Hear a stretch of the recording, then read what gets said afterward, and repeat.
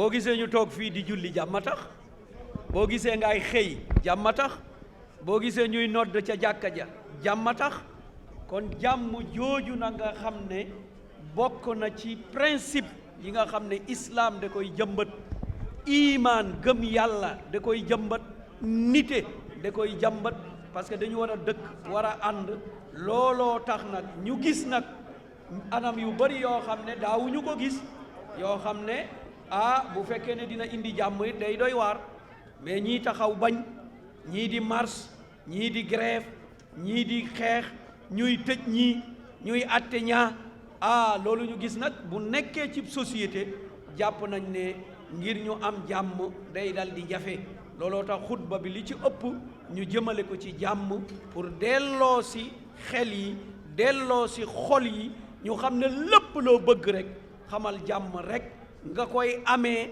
nga nekk ci li nga xam ne yëg nga neexaayu loola moo xam ñam la moo xam colin la moo xam jiite la lu mu mun a doon rek balaa muy neex ci sab làmmeñ rek dana fekk daa ànd ak jàmm su àndul ak jàmm da nga ko fa sànni dem wuti jàmm yàlla nañu yàlla jàmmal. wax nga itam ci bennoo jullit ñi wax nga ci ngay woo askan wi ci bennoo jullit ñi. waaw bennoo de du man maa ci woote yàllaa ci woote mooy ñun ñépp rek nañu dem ci lii tax ñu bennoo mooy nañu jëfandikoo téere yàlla bi jëfandikoo sunna yonent bi sallallahu alayhi wa sallam bennoo boobu nag li koy gën a yombal mooy wóoluwante dañu wóoluwante wul rek moo tax bennoo boobu dal di am jafe imaan nag day jëmbat wóoluwante ci seen diggante ba mu ne ñu innamal muminuuna ixwa képp ku gëm yàlla rek ak keneen ki mbokk lañu kon nit ki dafa war a wóolu ak mbokkam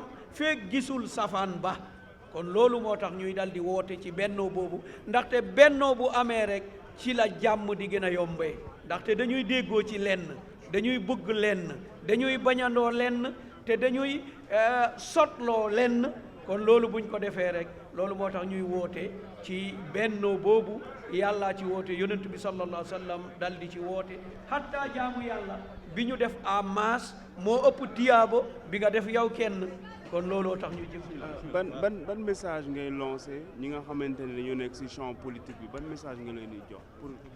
waaw mu ne champ politique bi ban message laa leen di lancé mooy li nekk ci biir xutba bi rek ku nekk na wax jàmm def jàmm ku nekk na dëggu na maandu na waxan ak askan bi leeral programme am ñu sori lépp loo xam ne mooy violence lépp loo xam ne xaste la lépp loo xam ne tuuma la lépp loo xam ne boddi la loolu yépp ñu dal di ko sori ñu nekk ñoo xam ne dañuy kafante ñun loolu lañ xamoon ci Sénégal ñaari adversaire yoo xam ne dañuy xaccoo da nga doon gis ne dañuy kafante kii sànnilee kaddu kii def te kaddu kaf lay doon waaye du doon kaddu noonoo du doon kaddu tëkku koo mën a doon boo sànnee kaddu noonoo nga sànni kaddu tëkku la yàqu yawa te bu ñëwee doo ci mucc loolu moo tax ñoom ñépp maa ngi leen di lancer ne nañu fexe képp koo xam ne dangay ñëw jiite réew mi fexeel wax joo xam ne ci sa biir campagne ci sa biir wuut dangay ñëw fekk nit ñu déggoo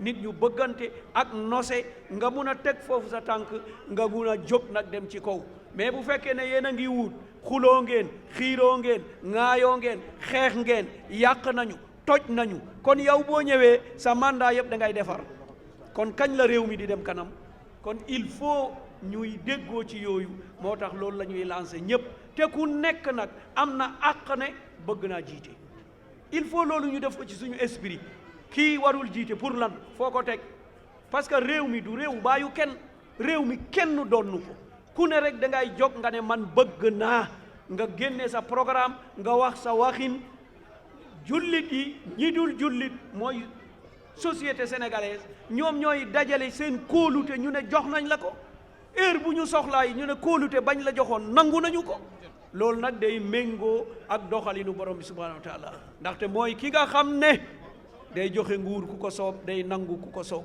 bu ñu gëmee loolu rek du ñu am benn jafe-jafe. gis nañu imaam gis nañu baal ma benn kàddu rek gis nañu maanaam jullit yi ñoo woorandoo mais ñi ëpp ci jullit ñi worandoowuñu ndax loolu kilifa diine yi amuñu ci responsabilité. non mun nañu wax waaw mun nañu wax déet xam nga problème bi mooy ku ne rek day def lu ko doy te loolu daa am masala boo xam ne il faut ñu bàyyi ci xel mooy lan mooy ndax ñépp mën nañu defandoo xam nga bu njëkk dañ doon wax déet ixtilaaful mataali ittihaadul mataali mooy gannaaw jant bi na muy fenkee heure bi du benn ndax mën nañ koo defandoo wala mënuñu koo defandoo bu njëkk dañ doon wax ne mënuñu koo defandoo mais yaakaar naa koor gi kay mën nañ ko defandoo adduna bi yépp woor na kon adduna bi yépp mun nañoo worendoo waaye daa am ñoo xam ne jàpp nañ ne ñoom fokk rek ñu gis ko fa ñu dëkk jàpp naa ne loolu du problème bi mooy lan jullit yi ci seen bopp ñoo xeebante loolu dong moo ko indi Moodu bu gisee ñu ne wax na dëgg Biraan bu gisee ñu ne tegu ko fen lii dong mooy suñu problème du kilifa diine faa leneen faa ñun ñoo wóoluwante wul mais suñu wóoluwante woon ñu nekk ay jullit ñu xam ne jullit du taxaw ne gis naa te gisul loolu ñun ñëpp ñu gëm loolu la ñu borom bi subhanahu wa taala sant yonent bi sallallahu alayhi wa sallam am na ko gis weer wi yonent bi xamu ko ba mu ne gis naa weer wi mu ne ndax jullit nga mu ne ko waaw de ko wala ndax gëm nga yàlla mu ne gëm naa yàlla ndax gëm nga ne man yàlla ma yónni mu ne gëm naa loolu mu ne Bilaal waxal nit ñi ne suba iit la kon ñun ñëpp bu ñu amoon esprit boobu ni kon problème du am parce que ci biir Sénégal yaakaar naa 5 régions fu ne wax nañ ne weer wi feeñ na fa mais am na ñoo xam ne gëmuñu loolu dañoo jàpp ne li ñu wax feeñ na feeñut mais loolu nag pour nga régler ko problème la de yàlla nañu yàlla sàmm aar. mbokk yi asalaamaaleykum wa rahmatullah. du ma traduire li imam Galadio wax parce que lu jafe la. Ce que je recommande à tous les médias, c'est de s'aménager des créneaux horaires au niveau de leur médium pour faire passer tout le sermon. Je pense que le sermon est d'une importance capitale, surtout au moment où nous sommes, surtout pour ce que traverse notre pays en termes de difficultés et de risques d'instabilité. Je pense que ce serait important pour tous les médias ici présents de s'aménager des créneaux horaires pour faire passer tout le sermon. Nous prions Allah subhanahu wa ta'ala de rétribuer l'imam, de lui donner une santé. Ce qu'il nous a donné aujourd'hui comme information à travers ce sermon-là nous est très utile et le pays en a besoin. L'imam, dans le cadre de son sermon, a évoqué plusieurs sujets. En tout cas, pour moi, 3 ou 4 sujets attirent mon attention et retiennent toute l'attention, certainement du public. Le premier sujet est relatif à l'éducation. L'imam a parlé de l'éducation. Aujourd'hui, le Sénégal a besoin d'un plan Sénégal éducation. Nous avons tenté l'émergence, ça nous a pas réussi. Aujourd'hui, pour aspirer à l'émergence, il faut de l'éducation. Malheureusement, notre système éducatif n'est pas adapté aux aspirations que nous avons. Le Sénégal devrait réfléchir sur un plan même Marshall de rééducation des populations et à tous les niveaux. L'éducation académique comme l'éducation de masse qui englobe tous les citoyens. Les daras ne sont pas exclus. Le deuxième point évoqué, c'est par rapport à la justice. L'imam en a parlé. Il n'y a pas de paix sans justice. Et pendant toutes ces années, Allah subhanahu wa ta'ala a communiqué avec nous. Nous avons vu de grands acteurs de la justice disparaître sous nos yeux.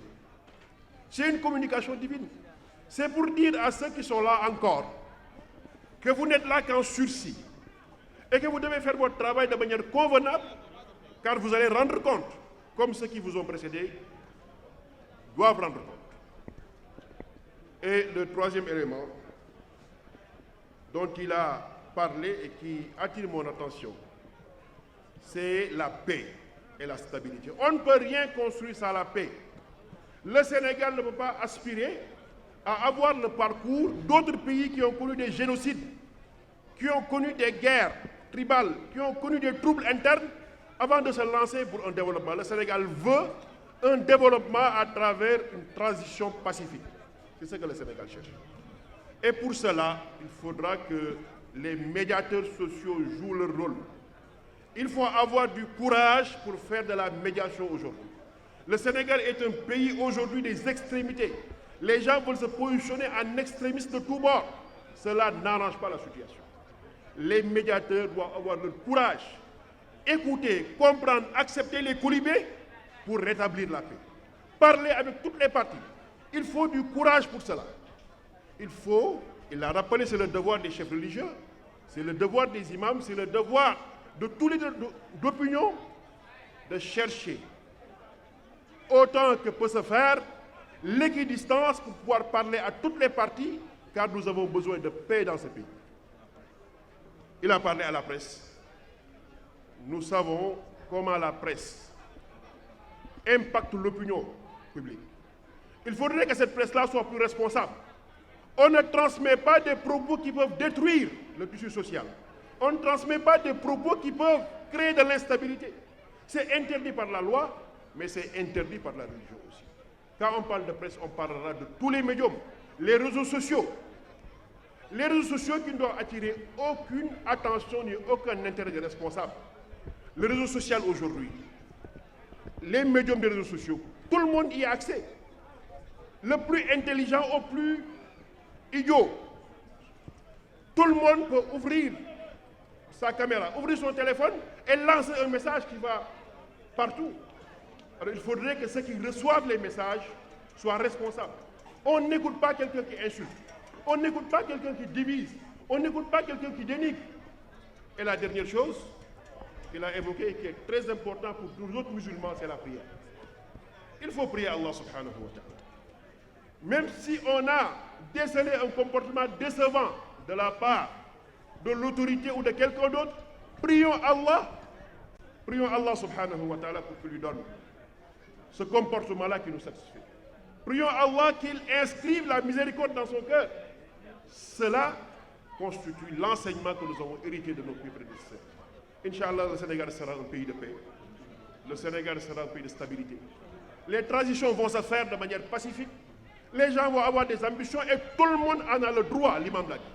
Tout le monde a le droit d'avoir son ambition. Mais que cette ambition-là soit une ambition éprise de paix, de bonne intention pour ce pays, qu'elle ne soit pas égoïste, qu'on ne détruise pas tout pour arriver à réaliser ses ambitions.